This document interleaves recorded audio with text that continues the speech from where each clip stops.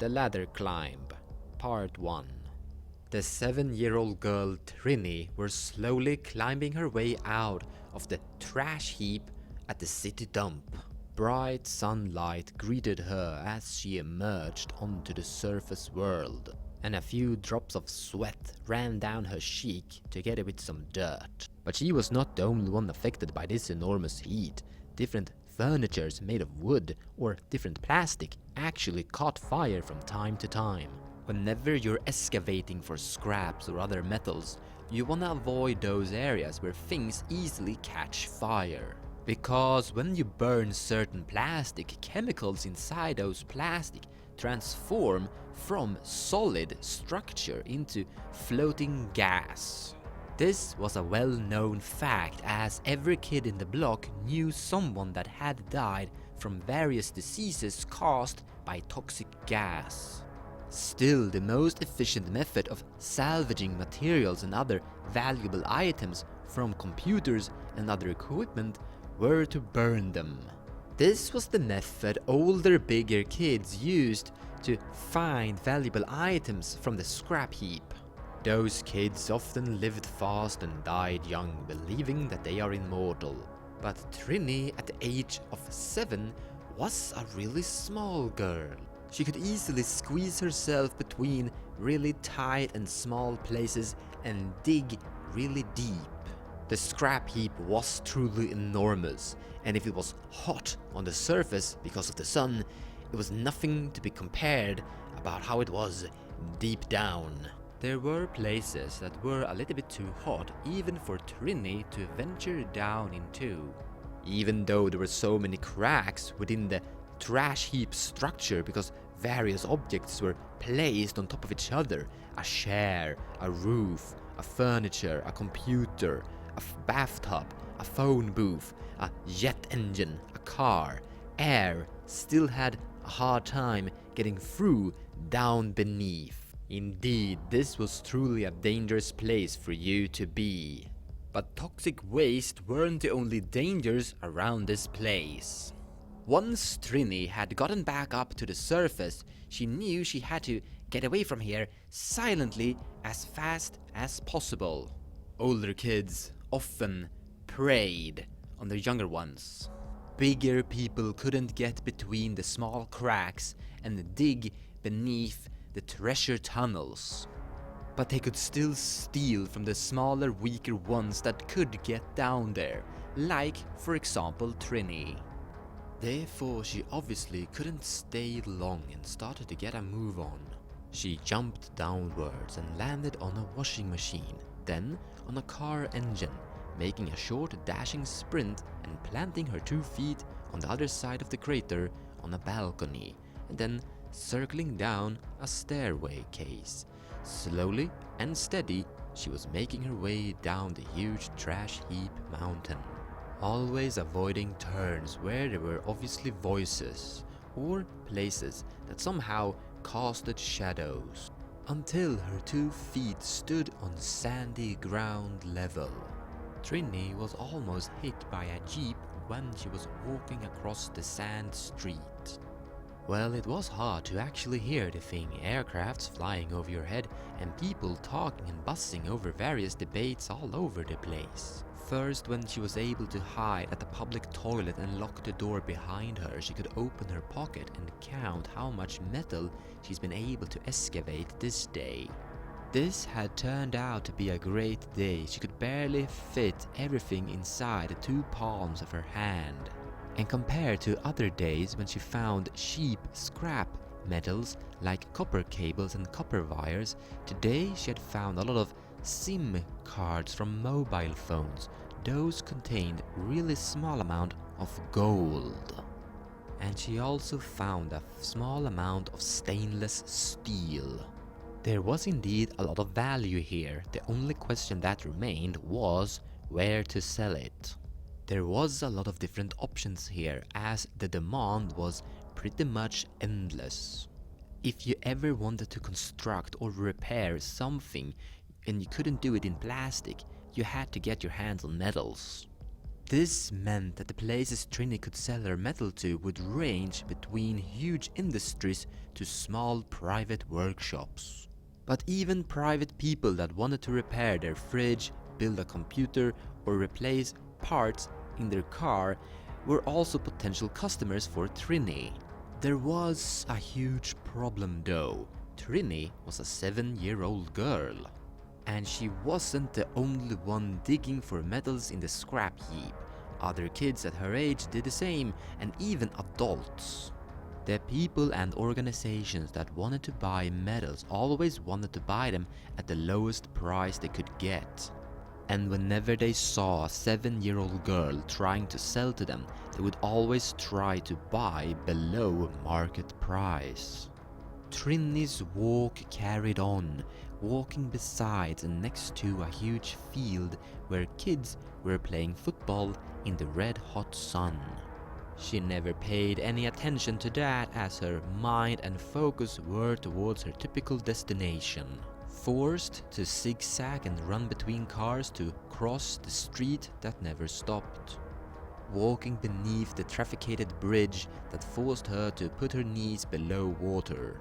Then she finally arrived at one of her safe places that also happened to be one of her favorite customers. Carl had built his home and workshop by welding together 3 different house vans.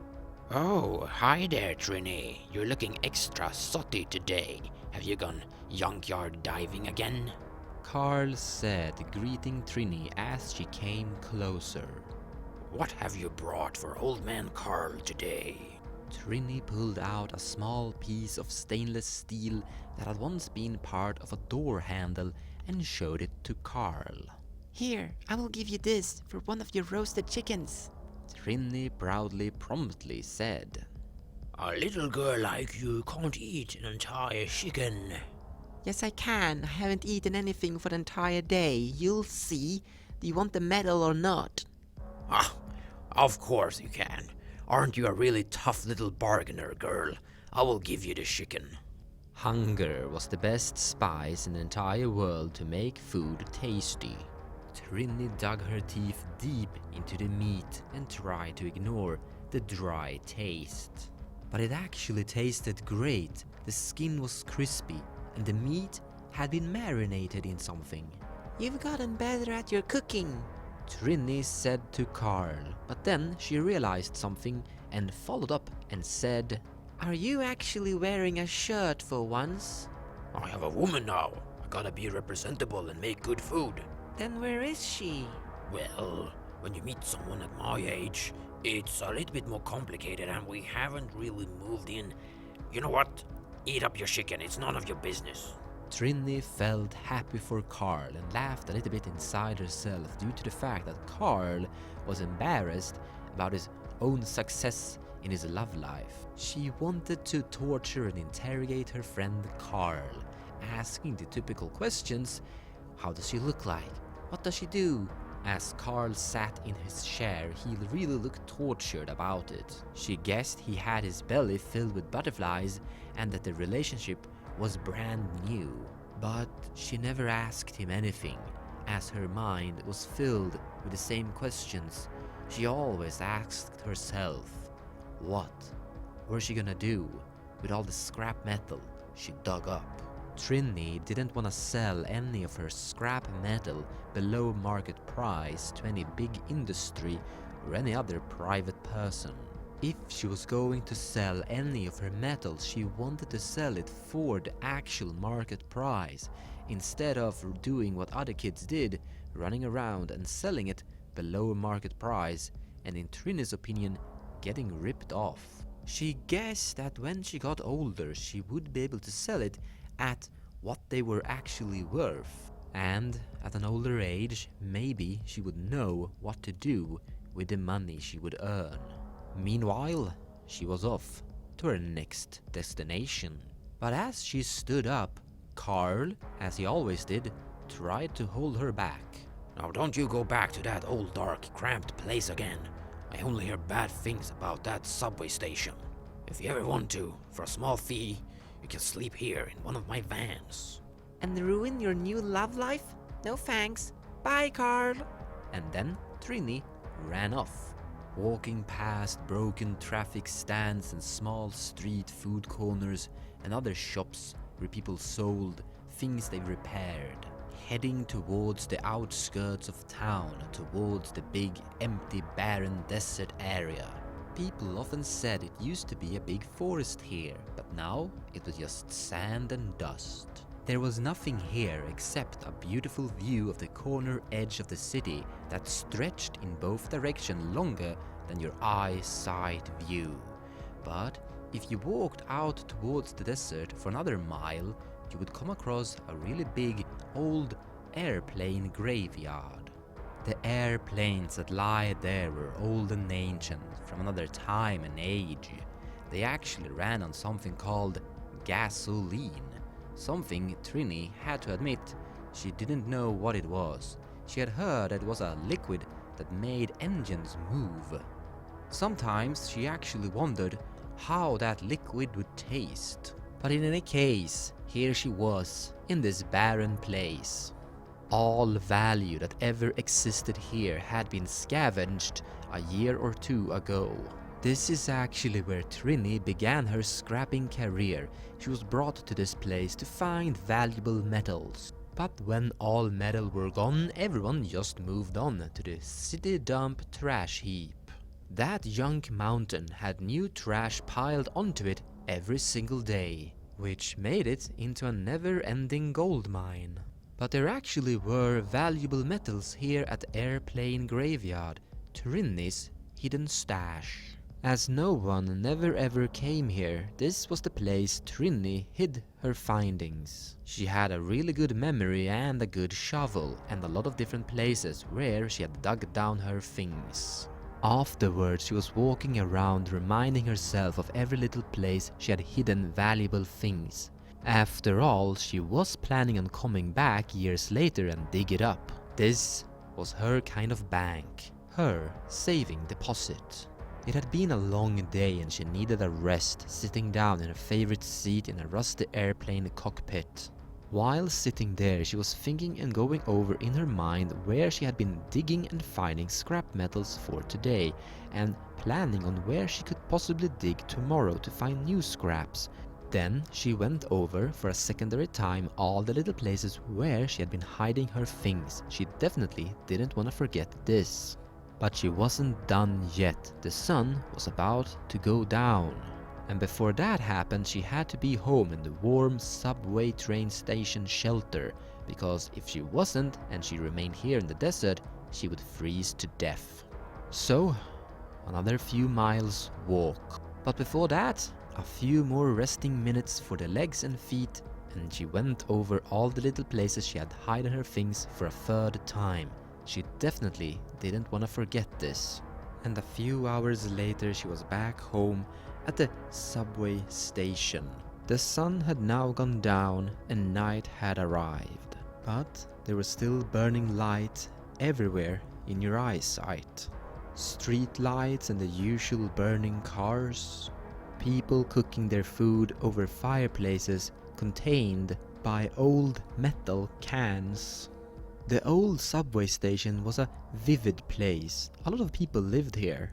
Or actually, no one lived here. They only slept here.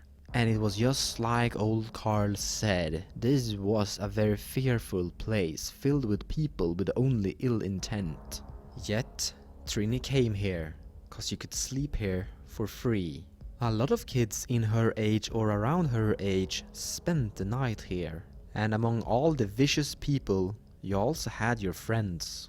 And that's why Trini came here night after night. But especially to also listen to news. To listen what every kid at the block had to say about their day. Rumors and information spread quickly around the campfires. Trini and her exhausted legs crashed down on a half-rotten sofa.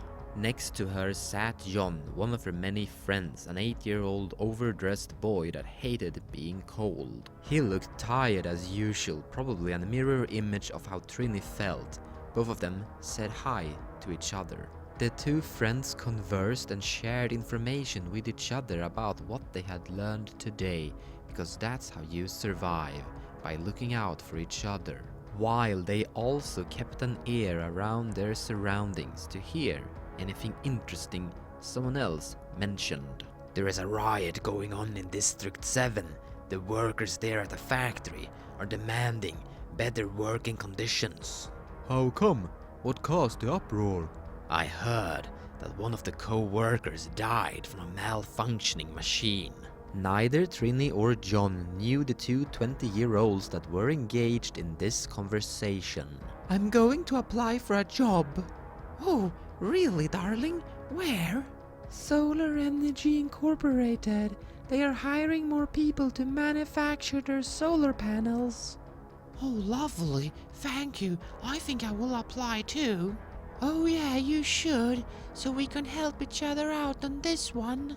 Trini didn't know the two 30-year-old ladies by name, but she did recognize them.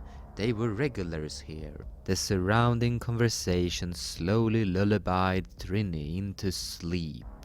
And the last thing she said this day before shutting her eyes tight was, Jon, you got a blanket? and just an ordinary day took an end. End of part 1.